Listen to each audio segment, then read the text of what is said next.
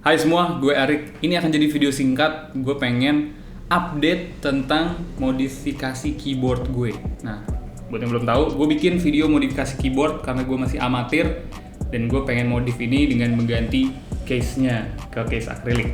Dan gue penasaran bakal beda banget nggak sih suaranya. Lalu setelah gue bikin story di Instagram, by the way follow gue di Instagram @rickman. Nah itu banyak yang komentar kasih foam, coba ngasih saran kalau misalnya dikasih foam suaranya bisa lebih mantep lagi. Maka dari itu gue udah ada foam di sini. Nah, ini gue beli emang di Tokopedia ya. Meskipun nggak disponsorin tapi emang gue belanja di Tokopedia. Nah di video ini gue pengen membandingkan buat gue pribadi dan juga buat lo yang misalnya penasaran.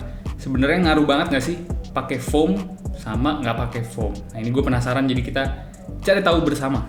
Yang jual foam buat RK68 cuma ada satu di Tokopedia, dan ntar linknya gue akan taruh di description. Kalau misalnya lu pengen beli langsung aja. Ya kita unboxing sebenarnya foam doang sih. Dan ini juga Eva Foam. Gue nyari-nyari di komunitas, lewat internet, lewat YouTube dan lain-lain. Itu gue nyari sebenarnya lebih bagus kalau poron daripada foam biasa. Harganya kayaknya lebih mahal ya kalau poron ya. Gue juga kurang tahu. Ada satu yang buat plate, ada satu lagi buat si case-nya. Jadi gue bakal taruh plate dulu, ngetes. Kalau misalnya masih kurang, kita taruh yang case.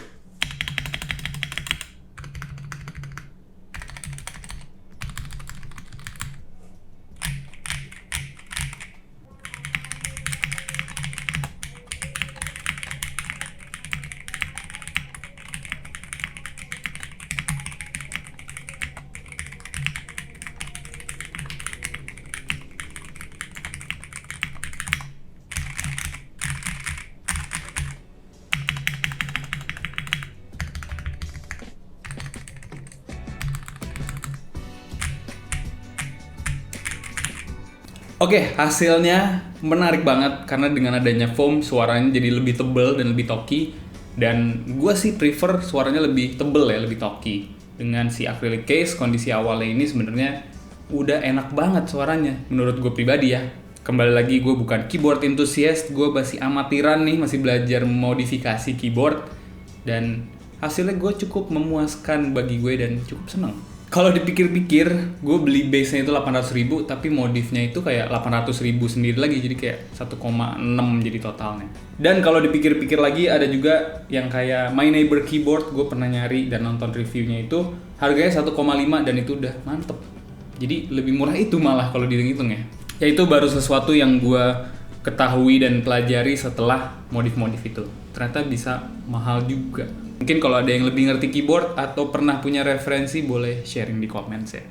Jadi begitu aja videonya, gue pengen sharing aja dan penasaran juga. Semoga video ini bisa membantu. Dan juga kalau misalnya lo masih ada pertanyaan, boleh banget kontak gue di Instagram @rickman dan tanya aja di sana. Gue suka balesin kalau misalnya ada waktu. Oke gitu aja, sampai jumpa nanti.